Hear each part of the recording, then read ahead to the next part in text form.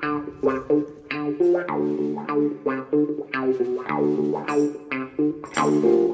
evening, sir. Good evening, Paul. Great to be back on the show with you again, mate.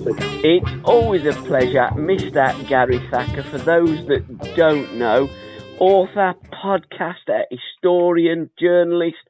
The list is as long as my shopping list, Gary.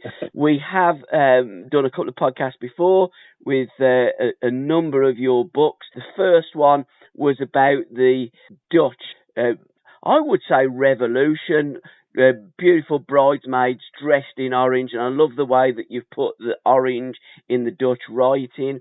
So first and foremostly, tell the listeners all about Gary Thacker, how you got involved in the writing process and your journey from Warsaw, which is not too far away from where I'm in Bartley Green, Birmingham. Yeah, indeed. Well, I guess, I suppose like everybody, you dabbled in sort of things. And I guess when it started, well, I was about, I suppose, 50-ish. And I started working, running a design agency in Birmingham. We used to do campaigns for NHS, predominantly about sort of smoking cessation, but health promotion stuff. And I started writing a bit of copy for leaflets and that sort of thing. And I got into blogging that way, did a few blogs, got interested got approached by a couple of, decent blogging sites who said, want to come and sort of write for us. And yeah, that came on. And then I talked to a couple of guys who'd written a book. So I thought, I could try that. And I wrote the first one and I self-published on Amazon, which is a bit of a sort of, an easy way into writing. Then after that, I got sort of, it's like writing books, Paul, is a bit like a drug. Yeah. It's you hate it, but you can't stop it once you've done it. And I mean, this one I'm talking about now is it's been my seventh one, and written a couple of novels. But you mentioned about the Dutch one. Before that, I wrote one about England, the World Cup, history of England, the World Cup. It took me about 3 years to write. But it's really weird that if I was to start writing earlier. I'm on now, so 20 days. So I'll be 67 this year. So I've got one more book which I've just pretty well finished, and then that's me retiring. But that'll be 8. That's plenty, I think. So, but yeah, the Dutch one is probably my favourite one to date. But this one picks up the thread of that because the British Bridesmaids was about the British national team, and this is the book we're going to talk about today. Dutch Masters is about the Ajax team that won the successive European Cup 71, 72, 73, and which the team obviously fed into the Dutch national team. But yeah, so after that, I sort of come to sort of semi-retirement. I came down to live in Spain, had a big house where, the kids have gone. There was me and the wife. We had 3 bathrooms, and, there's 2 of us there and a cat. So I had to sort of cash in on that and move out to Spain and, have our sort of salad days and a bit of sunshine, buddy. Fabulous. But you can't retire. I mean, you're at the young age, the tender age of 67. You are a Chelsea supporter. You fell in love with Chelsea during the mid-late 60s, early 70s. I have to say my podcast partner, Alan Hudson, tells me so many stories about those Chelsea years, and Chelsea are a team that is close to my heart. Not the modern-day Chelsea, but those Chelsea boys. Yeah. And let's start, because we're going to be talking about the Dutch Masters. Now, Holland was pretty much an amateur in the game of association football. They didn't become professional. The Arrivederci didn't start, I believe it was mid-50s, and Ajax wasn't professional pretty much until Rinus Michels took the helm there. Yeah, I think Ajax's first professional player was Piet Keizer, which I think was in 62, 63, and Cruyff was the second one. As you say, Dutch football was amateur in both performance and outlook for many, many years. And Vic Buckingham, who used to manage the Baggies, of course, at one stage, he actually got them qualified for their first European Cup when they won the Dutch Eredivisie in the 50s, 59, I think it was. And they got hammered by an amateur team. And that was the standard of Dutch football. In fact, sort of looking at Dutch football as a whole, they qualified. They played in the 1934 and 38 World Cup, and didn't play again in the World Cup until they qualified for the 1974 tournament. And before they qualified for 1974, they hadn't won a single World Cup game. I mean, that was the standard. It's crazy, you know. They sort of got the final in 74, got the final in 78, and then didn't qualify again for another 12 years. Absolutely crazy. But, you know, Ajax and Feyenoord sort of came through as the clubs in the early 60s. You say Mikkels take over from big booking actually, and Ajax was struggling at the time. They weren't bottom, but they were sort of near towards the bottom of the Eredivisie. And Mikkels won the first game. I think it's 9-3. There was about 7 or 8 games left when he took over, and the only thing he won 2 or 3 more, but he kept them up, and they gave him the job full time. And you know, as I say, the rest is history. But yeah, Dutch football until the Mikkels era was very much amateurish. As I say, not only is defined as amateurish, because I mean, just it's out a bit. Even when Pete Kaiser had his first professional contract, he actually owned a tobacconist shop as well, which he had to run to eke out his earnings. Cruyff, when he got his first professional contract, he had to, I can't remember the name of the magazine, but he worked part-time for this sports magazine, and even stood on street corners selling these magazines as a professional footballer. Even as a pro, they weren't paid enough for it to work, and until Mikkels came in and tried to professionalise rather than sort of, in technical terms, put the sheen on it, so the club could develop. He really did take the bull by the horns, didn't he, Michaels? He really transformed Ajax. I remember watching a documentary, and there was Kaiser, there was Mr. Ajax. Please don't let me forget about him, because he's always the forgotten man, isn't he? You could go... sorry? Shock Spart was called Mr. Ajax. It was exactly, yeah. He was there. Yeah, it was there when Mikkels he was still there in the early 70s. But yeah, I mean, they did. It's interesting because they took the bull by the horns. They used to call Mikkels the Bull because he was so dominating. And there's a part I've got in the book. There's a guy called Bobby Harms who played, because Mikkels used to play for Ajax as well. Yes, he did. He was a forward, wasn't he, Mikkels? And he won 2 leagues with. Yeah. Correct. Mm-hmm. I think he scored his debut. I think he scored something like 4 or 5 goals in his debut. 5 on his debut. Yeah, 5 on his debut. Yeah, he was a big, strong centre forward, not particularly skilled, but sort of physical. And Bobby Harms tells a story that when he was a player, he was very sort of happy-go-lucky, joker. As a coach, totally different, disciplinarian, and lots of the Ajax players. I mean, when he first went there, he said, this is the days of, taking it easy, to just crawling through training. They're gone. You'll be training properly. You're going to go to training twice a day at times, cross country runs. Just sort of really set the discipline in there. And he said to a lot of people, said to players, if you don't like it, you ship out. That's the way it's going to be. Yeah. And a lot of players at Ajax, even despite the success, didn't get on with Mikkels. I mean, you mentioned Pete Kaiser. Pete Kaiser particularly had a really, I wouldn't say a love-hate, it was more like a hate-hate relationship. And when Mikkels left after the first European Cup triumphs in 71, Kaiser apparently jumped onto, when he was told the news, he jumped onto the table and danced on the table. That's how much he didn't get on with Mikkels.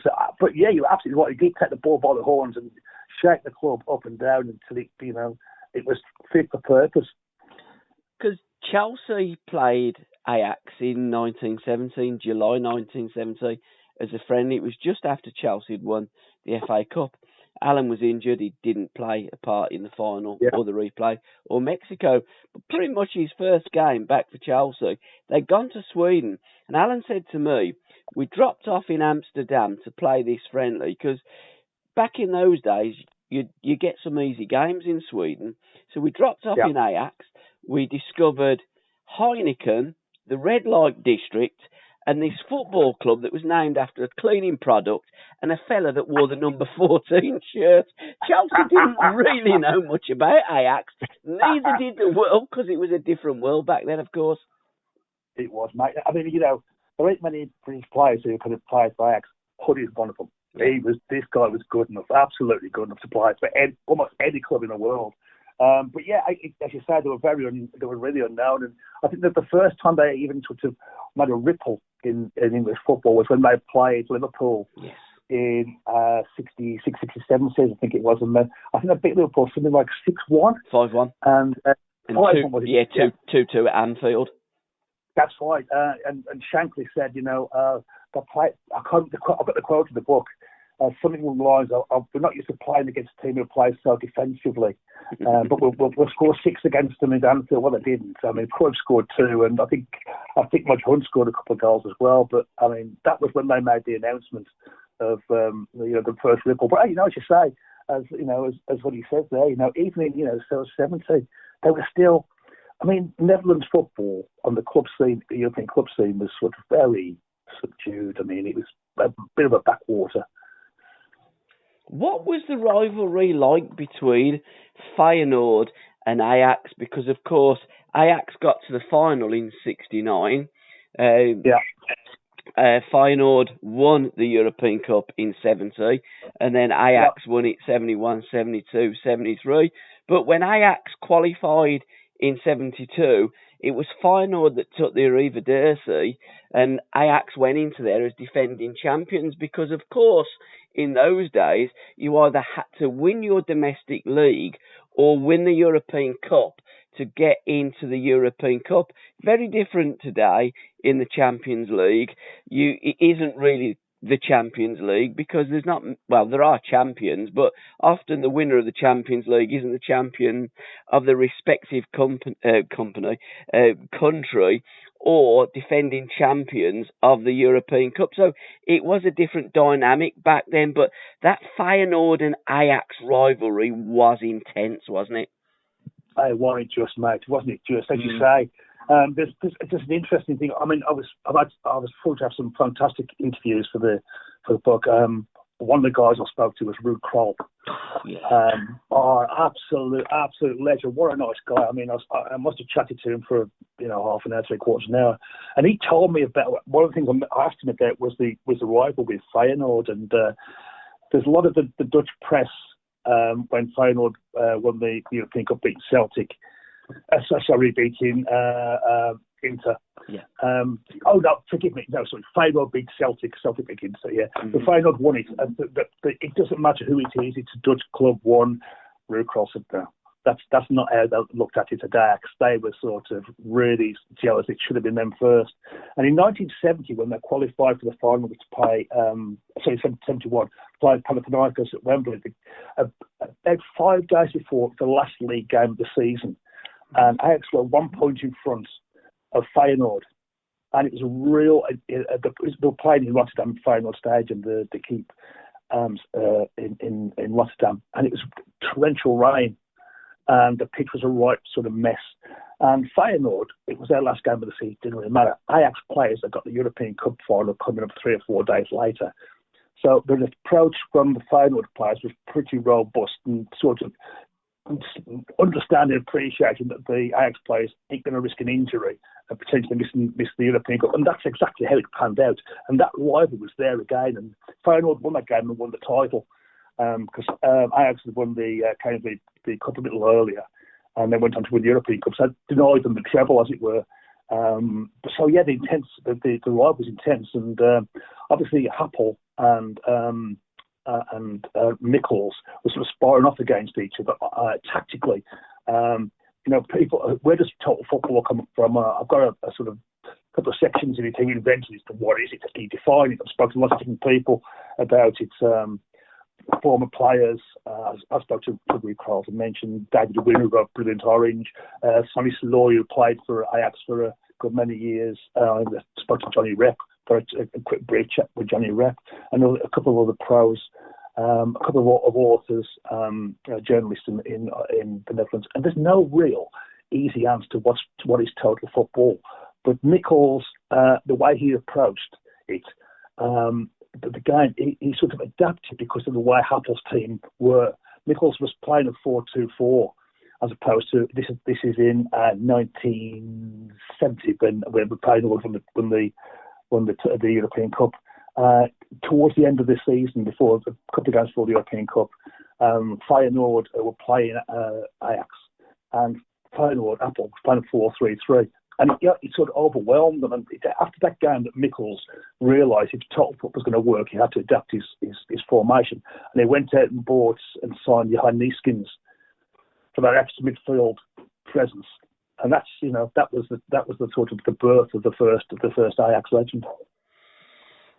And Arnold Muren's older brother played, didn't he, Jerry? And that is the reason why Johan Cruyff wore the number 14 shirt, because he was injured, wasn't he, Johan?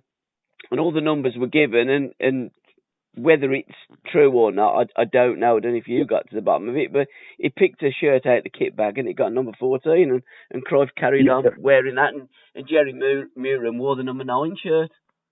You're absolutely right, mate, and it was, and it is true. I've spoken to a guy called Ork Koch, who's a Dutch journalist and writer. He wrote Cruyff's biography. I asked him about it. He said, "Yeah, it is definitely true." Mm-hmm. He's had it from a couple of players.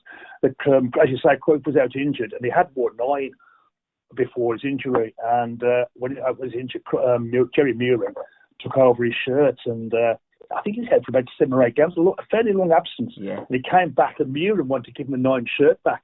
And he said, no, you've been playing, you wear it. And he dipped his hand into a pile of shirts, and chance would have it that he pulled out number 14. As you say, I know when I was sort of researching this, I wanted it to be true. So it was great to talk to Ork, who's a cracking guy, a really nice guy to speak to, and so knowledgeable about Ajax and Dutch football. And he said, I've had it confirmed by first hand. It's true. What a great story. But it's interesting about Jerry Muren, just sort of briefly. And when they played Real in the semi-final, I think it was 73, there was a passage of play. Ajax had won 1-0, or 2-1, I think it was, in Amsterdam, and everybody thought it was going to be a real difficult game now to go to Madrid with just a single goal lead. And they played really well. Went 1-0 up, and there was a passage to play with about 10-15 minutes to play. And, sometimes you need a goal to confirm the game, to confirm that you've won. But this wasn't a goal. It was a cross-field pass from the right from Serbia across to the left-hand side where Muren was playing left-hand side of midfield. And he cushioned the ball, and he jogged forward, really keeping up it, left foot, right foot, left foot, right foot. It's magnificent. And then he just trots the ball off to Ruud Krol. And I've got his quoting, and he says that, in that moment, it was no longer the big Real Madrid and little Ajax. Ajax had stepped up and became the better team, the better club, and more important. And I guess for some of the older listeners, if you remember Jim Baxter, what he done at Wembley, that was pretty much the situation. So, the little Ajax became the big Ajax, and by winning games in Europe, that's what you believe, and that confidence that Ajax took onto. Lots of people would say with the Dutch, there's an arrogance with the Dutch. I believe it's a supreme confidence, and that comes with winning so many games, so many important games, and that team that I think it just encapsulated absolutely everything. His name, Jerry, I don't know. I looked on Wikipedia, and sometimes Wikipedia, there are things on there that aren't particularly true. But he's got Hyacinth and Maria in his name. Is that true? Yeah, it is, yeah. How did that come about? I think it means different things in different languages. I think Ruud Krol's middle name is something like Maria or something like that as well. I wouldn't say, but it is, it is true, yeah. It's full name, it is quite long. And there's this thing that in Netherlands culture that a lot of, whether you're boys or girls, your mother's name becomes part of your sort of group of names. But it's just about arrogance. I was, not for this book actually, although I did speak for this book, but about The Beautiful Bridesmaid. I was talking to a guy called Jan Herman de Bruyne, who's quite elderly now, but sort of massively respected journalist in the Netherlands. And he says, there is nothing in life more arrogant than a Dutchman. I mean, I didn't argue. I mean, he said, this guy is that, and he knows it. But it's a feature of Dutch football that sort of the swagger. And there's a journalist, Ajax expert. He works for a newspaper called epitome.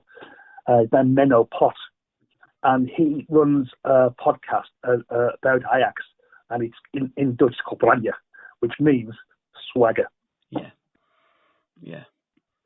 But, you know, the Dutch earned that right to have that swagger because that's how they played the game of football. 1971, they won their first European Cup at Wembley. And it was Dick Van Dijk that scored the goal, wasn't it? It was like, you know, musical. It was. Mary Poppins wasn't there, I don't think, though. No, you know, I mean, you couldn't make it up, could you? And the first goal scorer at Wembley was Dick Van Dijk. You're thinking, blimey, here we go. Yeah, you're right. It was quite early in the game as well. Yeah. Barry Hulshoff, who's probably one of my favourite players of all time, was playing centre back. And this guy played centre back, and he only played 13 games for the Dutch national team. He had a bad knee injury, which finished his career. He was only about 27, 28 at the time, just about reaching his peak. He played 13 games for the Dutch national team and scored 6 goals from centre back. Yeah. I mean, this is how good this guy was. But he strode forward and played a pass, 50, 60-yard pinpoint pass to Kaiser out on the left. Kaiser didn't pass the full-back and crossed it in, and Van Dijk ran to the near post and flicked into the far post. I mean, a really good goal. Yeah, and people say that Panathinaikos in that game, that it's only a Greek team, you know, they were, you know, but special. They beat Everton to get into the thing, and they beat Red Star Belgrade, and they'd lost something like 4-1 in Belgrade, and then beat them 3-0 at home to go through an away goals. I mean, they were coached by Ferenc Puskas. Yes. Yeah. But I mean, any team that gets to a European Cup final is there because they deserve it. You know, as you said earlier, Paul, you know, these are the times when you get 4 teams qualifying from one country. You've got to win your title. Yeah. You've got to be the best team to get there anyway. So, you know, I mean, people sort of say that's the easy one. It wasn't the easy one. I mean, and Panathinaikos played quite decent football in that game. I spoke to a couple of Greek journalists about it. One guy who wrote a book about when Greece won the European Cup and the European Championship. And, you know, that Panathinaikos, that team is revered even today in Greece as the greatest ever Greek club team. And you know, when you look at 69 and Ajax getting beat by AC Milan, because Rinus Michels was all about attack, and rightly so, and the whole of Dutch football, as we've seen, the success of Dutch football is based on that philosophy. But he realised then, in that final, when they got beat, that I need to really focus on my defence as well as my attack. Yeah. It's no good just going all guns blazing. I need to, like with the Italians with the Catenaccio, and in '72, that's who they played, the major exponents of the Catenaccio International. But he formulated a system that was based on pretty much, I'm guessing, what the Catenaccio was all about. It wasn't about, you know, making sure that you're a defensive unit, but making sure that back door is locked. And that's what Michael's done, and that was the bedrock of his success, 71, 72, 73, wasn't it? Yeah. It's a really fascinating game. I mean, there's a quote from Barry Hulshoff, who mentioned earlier. He said that, you know, we were too young, we were too inexperienced, but sometimes you have to lose a final to win a final. Yep.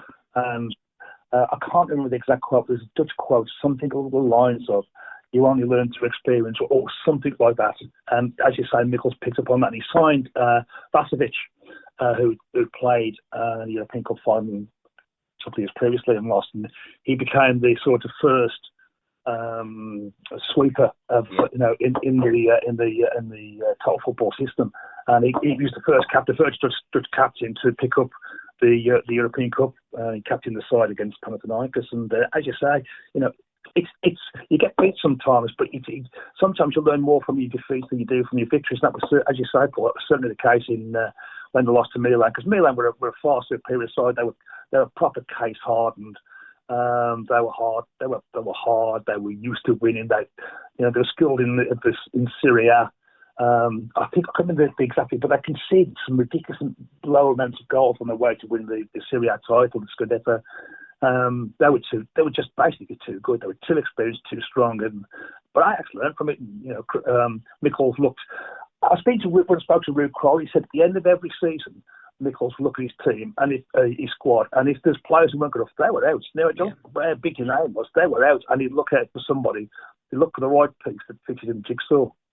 And that international team, it was governed by the great Sandro Mazzola, whose father was the great Valentino Mazzola, who was a player, the pin-up boy, the poster boy in the El Grande Torino side, and the Inter was the El Grande Inter. It was an extremely phenomenal Inter team. However, they were looking at their past glories rather than, I guess if you're looking at a supermarket, they're past their sell-by dates, really. They were on the wrong end, wasn't they? International in 72, but steeped in European Cup glory. Yeah, I mean, we're talking 72 final now with the big Inter. You're right. And there's one of the guys who I spoke to, the journalist there, who had an interview. I can't remember the guy's name, the Internazionale defender, who was given the onerous task of marking Cruyff. Good luck with that. I mean, good luck with that, indeed, mate. There you go. No sweat, kiddo. Help yourself. Fill your boots, Tiger.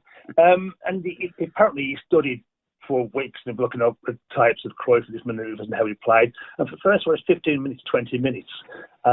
He sort of kept it quiet, but then, it broke free. There's a phrase, something along the lines of, when there's a saucepan boiling, you put the top on the saucepan, but eventually your fingers get burned.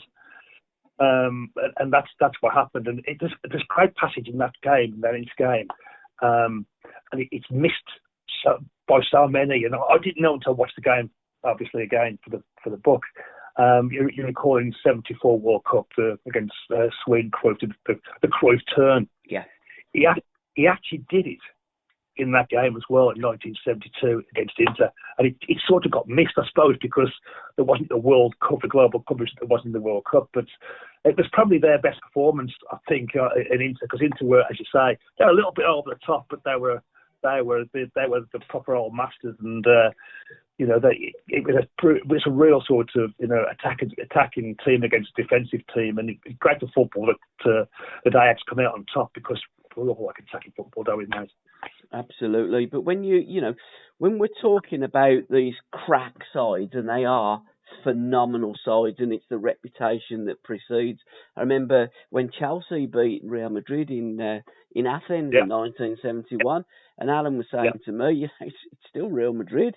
And Hento played in that game. It's probably one of his final games that he played. He was a substitute in one game and still got his watch on.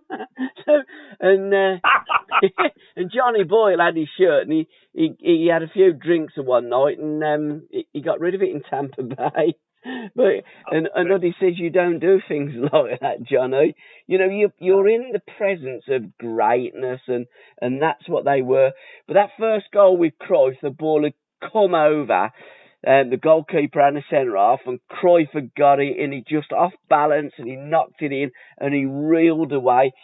That was arguably the first time I watched a game of football and thought, blimey, why didn't that fella fall over? Yeah, it's it's one of the things that you look at, you think I should tap in that is, but the balance, I say to get your sort of composure and score from it, But that's great players make things look simple, don't they, mate? Over the years, you look at players. Sometimes you think, it's not too bad. Then when you really analyse, you think, there's something special there, and there's quote us that, and it made the difficult things look easy. And it's interesting, there's both goals, although they played really some great football in that game against Inter, both goals came from crosses. Yeah. The one that you say when the goalkeeper and the centre half sort of collided and let the ball go through to Cruyff, and the second one was a header from a corner. Yeah, it was, flicks on header. So there's, although the total football sort of created domination of the game, both goals came from sort of, pretty much bread and butter crosses into the box. But again, then 72, so they've won it, and they won everything in 1972. They went through did they even beat Rangers that would have been 73, of course, but it was the follow-on from winning the European Cup. They played the Super Cup and won that. So, Ajax over that period of time, have won the Dutch League, they've won the Dutch Cup, they've won the European Cup, they've won the Super Cup. I mean, they've won absolutely everything that they could possibly play for, apart from the World Cup. And then when it did come to the World Cup, of course, it was pretty much the bedrock was the Dutch team plus Van Hanegem and one or two others, and Rinus Michels took over. And it was only a few weeks going up to the World Cup that Rinus took over, and then your centre halves are missing. He stuck Harry Arn at centre half, and that's what when players are missing in this country, we go, oh my God, we've got a centre half missing. What we're going to do? The Dutch centre half missing, put a centre midfield in. Dutch centre forwards missing, put a centre midfield up front. But that's the way that they would always encourage to play, and total football just come to the fore in both club football and international football. A shame that they didn't win. A shame that they were bridesmaids in 74 and 78, but they certainly were the groom they were the bride and the groom in the 70s, the early 70s in club football. Dead right, mate, yeah. It's interesting about the Rangers game because it was designed to be the first Super Cup. Yeah. However, it wasn't, because Rangers had won the Cup Winners' Cup, I think. Was the Cup Winners' Cup? Yeah, they won the Cup Winners' Cup, Rangers did. But because of there'd been some fan violence in the final, UEFA had banned Rangers from playing any European games for a season. So they couldn't officially play. So the game was actually played to celebrate Rangers' centenary. Right. Although, absolutely. Although the idea was sort of, when it was floated with UEFA, that's a decent idea, but we can't do that because Rangers were actually banned. So it was a celebration of Rangers' centenary. Actually, that's the cover they used, although it was the first unofficial Super Cup. But yeah, you mentioned about sort of Ajax leading into the European, into the World Cup squad at Michels. Because Michels left after 71 to go to Barcelona. And it was taken over by a guy called Stefan Kovacs, who was a Romanian, fairly unknown coach. And Kovacs was different in so many ways to Michels, and he sort of let the handbrake off a little bit and allowed the players to sort of express themselves more. And that became a better team. In fact, there's a famous quote that Cruyff made. It's in Jonathan Wilson's book about Inverted Pyramid, saying that Ajax played better football under Michels, under Kovacs than they did on Michels. And so when the World Cup came round in 74, the team that Rinus Michels had, the players from Ajax, were actually a much more developed team than the team he left. So Michels' time at Barcelona had allowed Kovacs to play with better players. But you mentioned about Harry Arn as well. You're absolutely right, mate. Absolutely right. So there was two players that were injured that couldn't play in the 90s and couldn't play fully. But one was Barry Hulshoff, who had an injury to 2 weeks before his knee and basically finished him. And the other guy was Rinus Israel, that played for Feyenoord.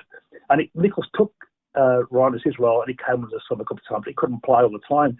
So they're stuck with a situation there about the defence, and the goalkeeper was another fascinating thing. There was Jan van Beveren was by far and away the best goalkeeper in the Netherlands, probably the best in Europe at the time. And he had an injury a couple of months before the World Cup squad was announced, and he came back afterwards. Pete Schrijvers from Ajax took his place in the national squad, and when he came back, he was sort of semi-fit for the tournament. And Michels said, "I want you to prove your fitness in a friendly game." I think it was against Hanover. This is a few weeks before the World Cup. And Jan van Beveren said to Michels, "I don't really want to risk damaging the injury. If you want me to play a half, I'll play half." And in the end, the coach said, "Well, no, if you're not going to play, then you clear off." And they kicked him out of the squad. And I actually, the Netherlands were faced with a situation of their goalkeeper, who was probably, the best goalkeeper in the Netherlands by a country mile. Everybody thought Pete Schrijvers was going to be the guy who had between the sticks, but no, this is Dutch football. So instead, they picked a player who hadn't played international football for 12 years, and in that time, he just played 5 minutes in his first cap. He'd come on as a substitute and conceded a goal. He hadn't played for 12 years in international football. this is Jan Youngblood, who the Dutch then put into the squad. And Harry Hahn, as you say, because Nichols couldn't pick Horsov, couldn't pick Regis Israel, he picked a midfield player to play centre half, and alongside him, he picked the Feyenoord fullback, Wim Roysbergen, to play alongside him. So you had a goalkeeper who hadn't played international football for 12 years. You had Harry Hahn, who was a midfield player, played centre back and never played there in his life before. And he had a Wim Roysbergen, who was his first cap. I think he got one cap for going into the tournament, playing centre half, who was a fullback. This is Dutch football for you, mate. And Jan Youngblood was the first goalkeeper I've ever seen head a ball. I mean, it was almost like, you know, when in modern days now we go, the goalkeeper needs to be able to kick the ball out, and he's the sweeper keeper. Well, Youngblood was in 1974. He was a sweeper keeper. So in all positions in that Dutch, and I'm guessing that Michaels picked him for his ability, you know, with his feet as much as with his hands. Absolutely right. That's absolutely correct. You know, he did. I think it was Cruyff actually who pushed for him. And it's interesting though. I mean, I've watched the World Cup, all the Dutch games for my previous book, and in the entire tournament, he only comes out of his area once, because this is before the pass back. Because the ball roll back, he can pick it up. He only comes out of his area once. And you think, okay, what's he going to do? He's going to sort of throw a body swerve. He's going to sort of step over and roll. No, he just opens the ball off the park. Even I could have done that. But there you go. I mean, as I say, but you're right. You did pick him because he was deemed to be a footballing goalkeeper. You're absolutely right, mate. In the 1973 European Cup final, again against another Italian opposition, Juventus, and it was Johnny Rep. I didn't realise that Johnny come into the team later. I thought all these boys come at the same time, but they didn't. Kroll come in almost as the missing piece of the jigsaw, and then Johnny Rep come in the 1973 final. Michaels had already gone, and Barcelona hadn't won. I don't think they'd won the league for something like 10 seasons and won the league there at Barcelona. So he's plying his trade there in Spain. The Dutch are still plying their trade all over Europe and conquering Europe. And it was a Johnny Rep goal that won the third of the trilogy, the trio, the European Cups back to back. But in 72, let's just go back to 72.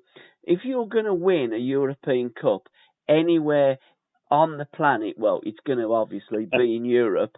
You want to win it in your neighbour's backyard, really, to take the piss, don't you? And that's what the Dutch done with Feyenoord.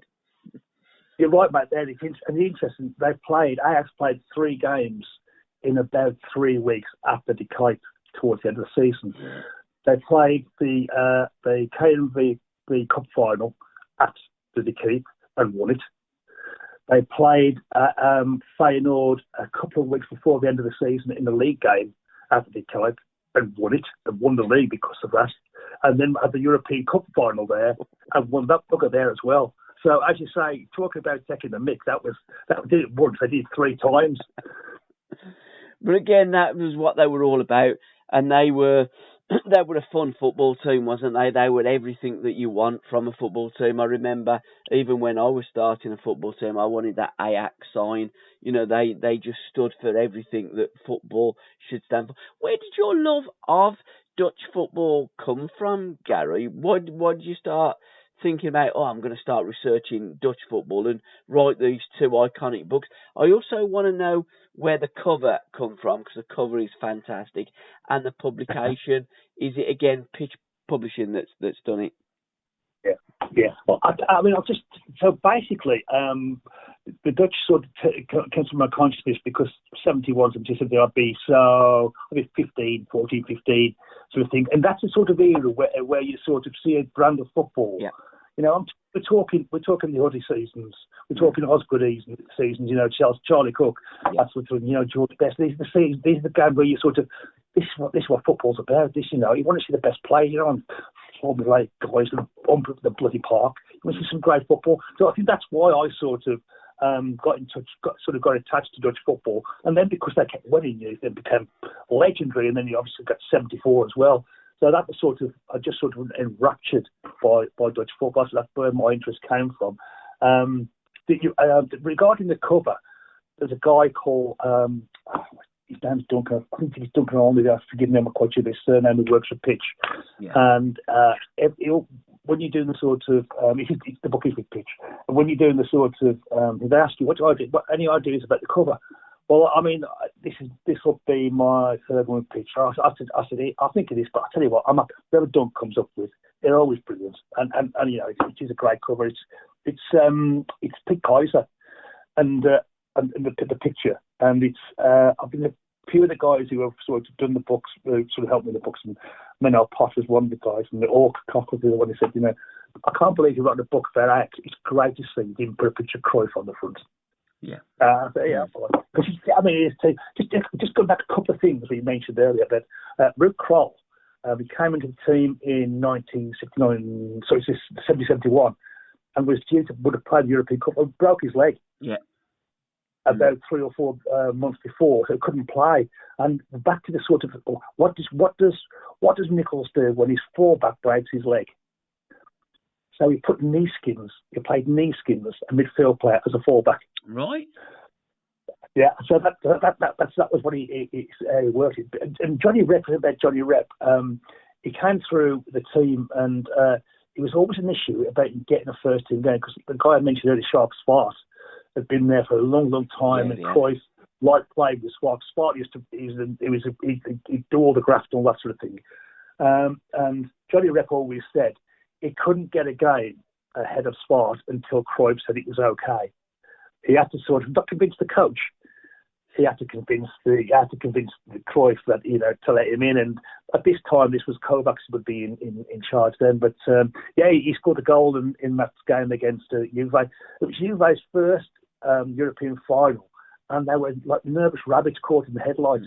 I was talking to Ruud Krol about this game, and he said that we couldn't believe, because they come from the Netherlands, how hot it was in Belgrade, and we couldn't really play our normal game, and it's almost like we played it in third gear. And if you look at the game, there were so many strolling about, and the ball's giving the work, and the ball's printing about, but the players are sort of walking about, and it's sort of deemed to be the sort of poorest performance, but there's lots of reasons why that was the case, and the Juve didn't seem to want to come out and play. In fact, Johnny Rep said something like, when we scored, we thought, okay, they've got to come out now, but they never came out. They didn't want to play. They didn't want to fight. They almost were happy just to keep it to 1-0.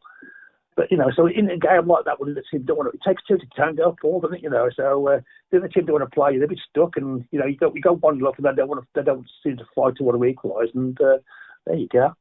But that's the fantastic thing about that Dutch team. They could play you on the front foot, or they could defend on the back foot as well. They could do anything. They had the personnel. You've just referenced there Johan Nijskens, who drops in there at fullback.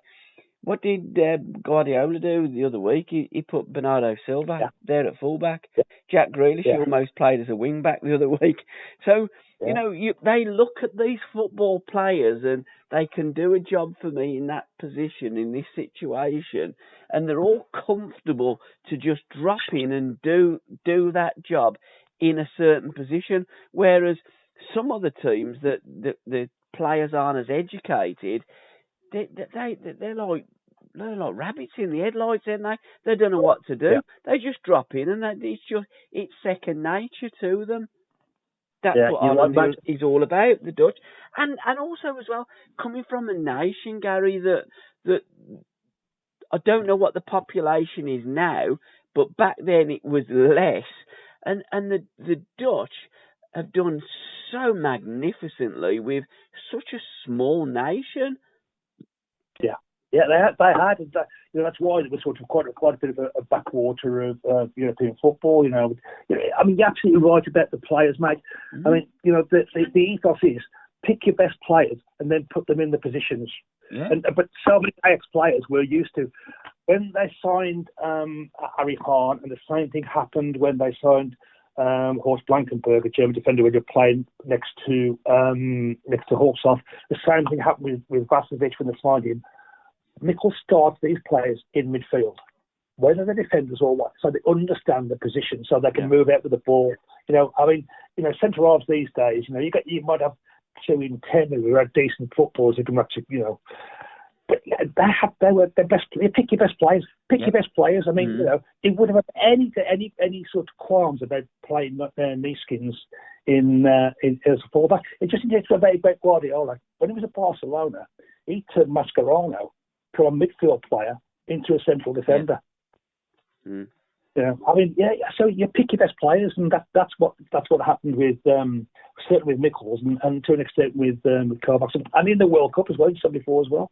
Absolutely, we can't leave the podcast without talking about the Reynolds years, because he was almost like the father of Ajax football again, another Englishman that's put his indelible stamp onto Dutch football, as Jimmy Hogan did back in the early 1900s when Bolton Wanderers, I think it was, went to Holland and smashed them, I think, something like 10-2, one of the sides, and says, one of these days I'll come back and teach you how to play football. So, when you look at the development of Dutch football since the Dutch have played the game of football, there's always been an Englishman, and not just once, but twice, wasn't it, that Reynolds managed Ajax? Yeah. Just sort of briefly pick up on what you're saying there. Jimmy Hogan is revered in the Netherlands as a coach, and the same is true in Hungary. When Hungary beat England 5-3, 5-2, whatever it was, in 1953, Hungary expected him to be the guest of honour there. And he was there, but he was coaching the Aston Villa youth team at the time, and he was there with the other players. And they said, Faisal, who was the manager, one of the sort of, not the manager, the head of the Hungarian FA or something, said when the history of Hungarian football is written, Jimmy Hogan's name will be written in gold. And Sebes, who was the coach, said he taught us how to play football. But at the same effect, he worked with Hugo Meisel with the Swiss team. Yeah. He actually worked with the Gran Torino team as well. But you mentioned about Jack Reynolds. So Jack Reynolds, for about 25, 30 years, he was in and out of Ajax for a long time. He was in the Second World War. And he ended up in an internment camp when the Netherlands were invaded. And they call this is the guy I spoke to earlier, Menno Pot, who was a real Ajax aficionado. They called to this day they called Jack Reynolds Uncle Jack, Uncle Jack. And when the old stadium, the De Meer, they had a stand named after him. And when they moved to the Ajax arena, the A arena, which is now renamed the Johan Cruyff Arena, there's a lobby there named for Jack Reynolds, and there's a plaque on the wall about him. So when you go in, the plaque's right in front of you. That's the respect they have for Jack Reynolds. But there's also another couple of guys who coached Ajax from the UK. And they took a lot of, and this happened with a lot of European clubs, took a lot of British coaches. Yeah. But weren't the coaches who coached the English way of playing. They were the people who coached possession of the football, not only running up and down the terraces to get fit, but they coached with the ball. And one of Jesse Carver, who I think was managed the Baggies for a while as well, but he worked all over Europe. And the other one who didn't manage the Baggies for a while, of course, is Vic Buckingham. And it was Vic Buckingham who gave Cruyff his debut.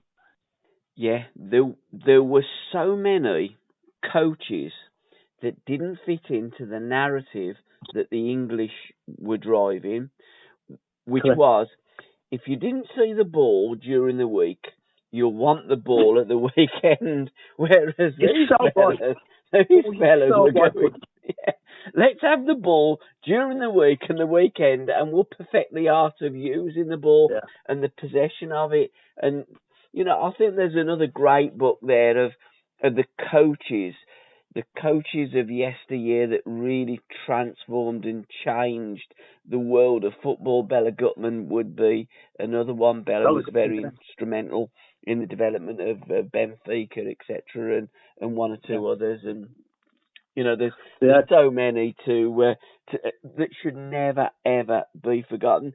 How can people hook up with you, Gaz, and buy the book? When's it due out?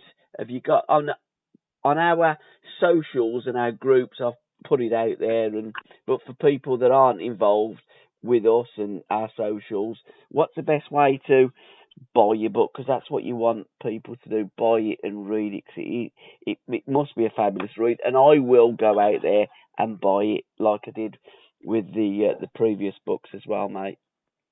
Yeah, wonderful, man.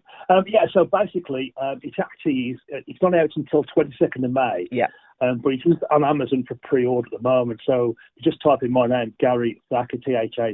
You'll go there. It's actually, I think it's second rated in the hot new releases on Amazon's European League. So it's obviously selling quite well, which is great. I've also got a Twitter page up for it as well, which is at Dutch Masters 73.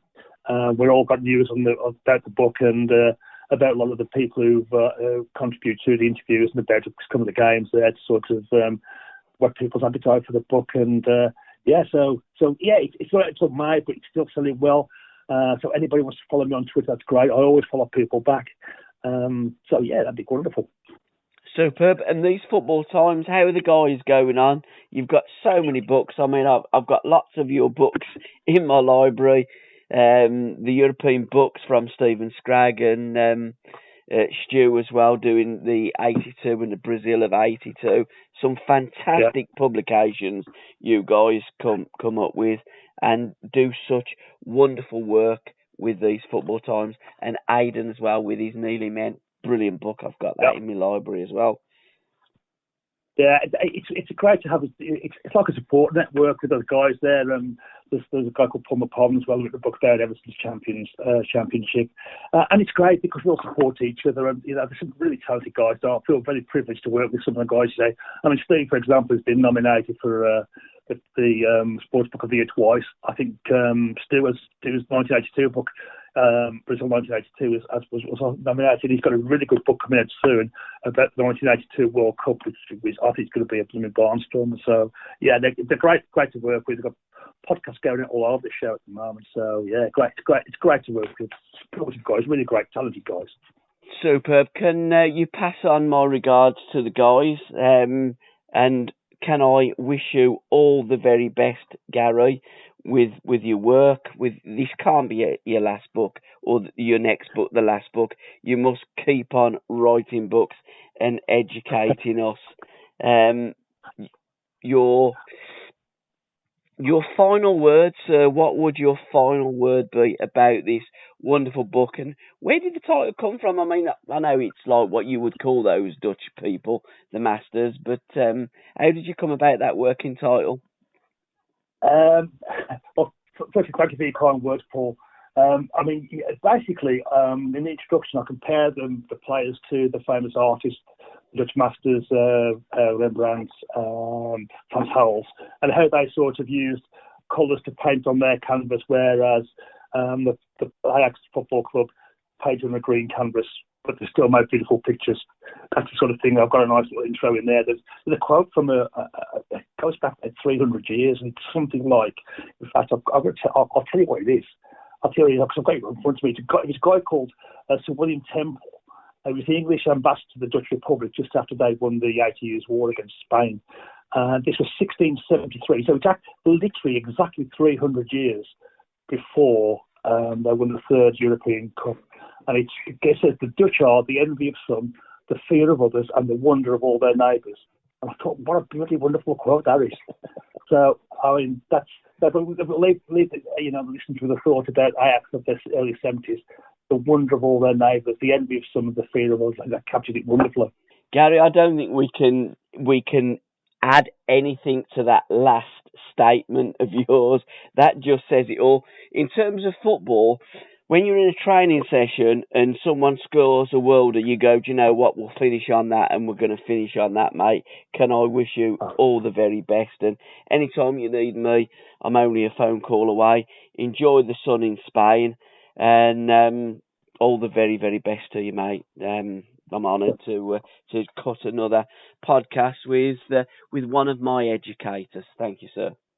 Bless you, buddy, and keep the podcast coming. It's always great to hear about Uddy and TC and Tony Curry and Frank Worthington. The more kind of footballers, buddy. Absolutely. Cheers, pal. Catch you later. Okay, cool. And thanks all for listening. Cheers, Gary. Thank you. Bye, mate. Bye for now. Bye-bye.